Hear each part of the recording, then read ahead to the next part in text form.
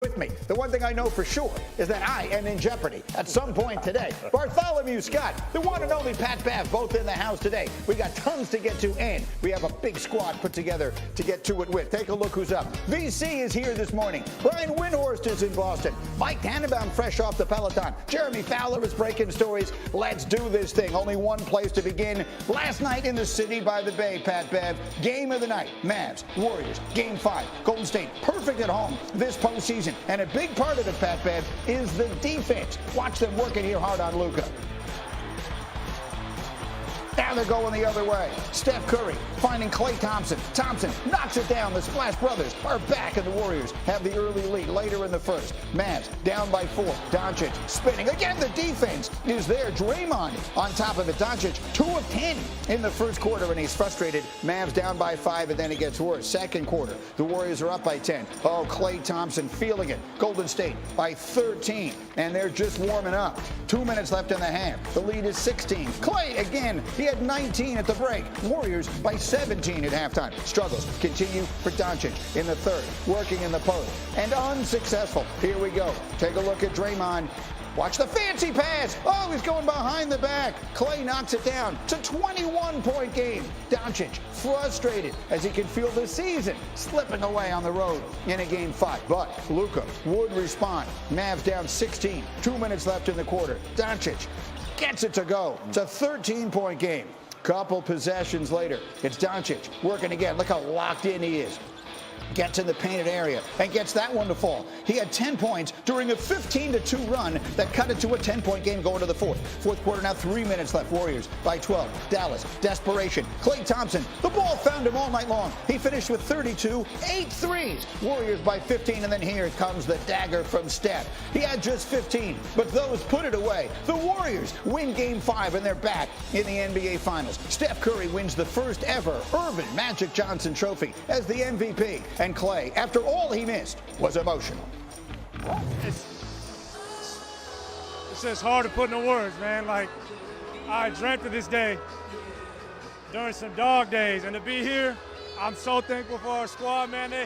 They started the season so incredibly well, allowed us to finish out strong, and we are 4 wins away from a championship. For our team, our guys, especially the core group, Dre and Steph, Klay, Loon, Andre, to be part of that 6 times in 8 years, I don't even know what to say. It just takes an enormous amount of skill and determination and work.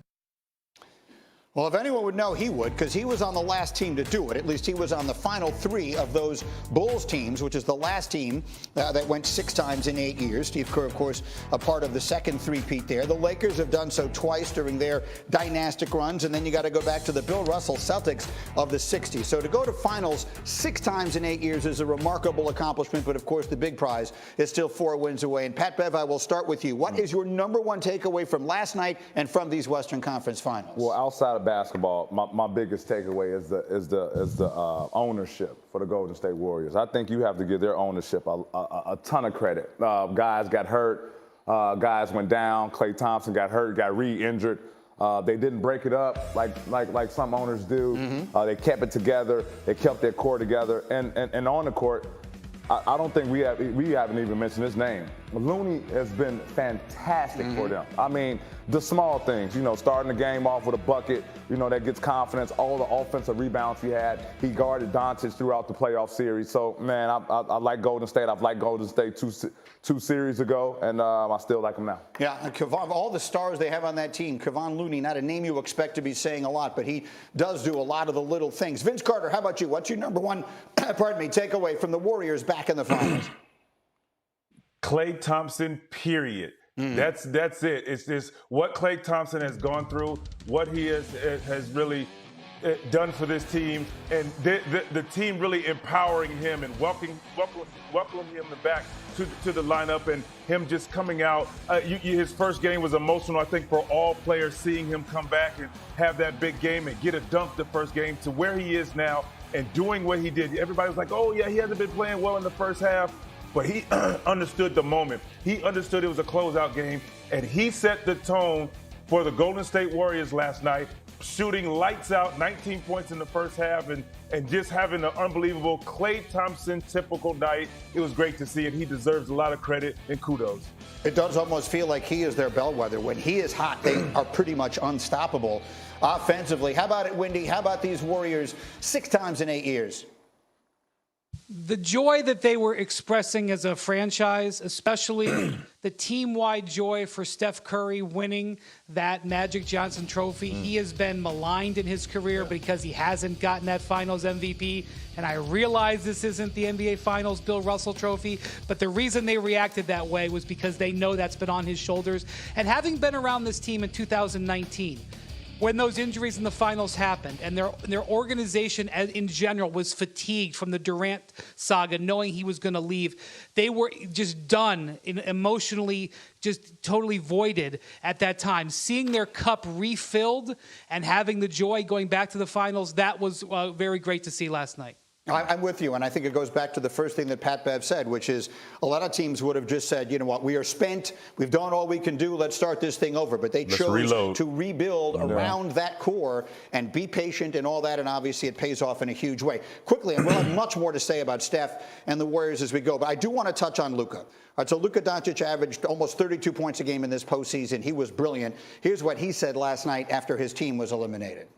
I don't like losing, especially not like this. I play like terrible. I'm really proud of this team, man. Nobody had us here, but I promise we fought till end. You know, I think you can see championship team the Warriors are, and we gotta learn how to be that.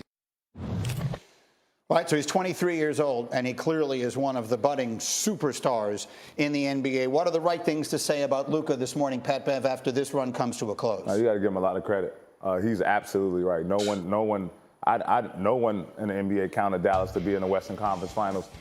He was there. He showed up. He showed up when his team needed him. He hit big shots. He didn't cave in. Down 3-0, come back, get a win. He let it all hang. He didn't go out without any bullets in his gun. So you have to give him a lot of credit. You have to give Jason Kidd a lot of credit for first year with the team. Obviously, no Tim Hardaway Jr.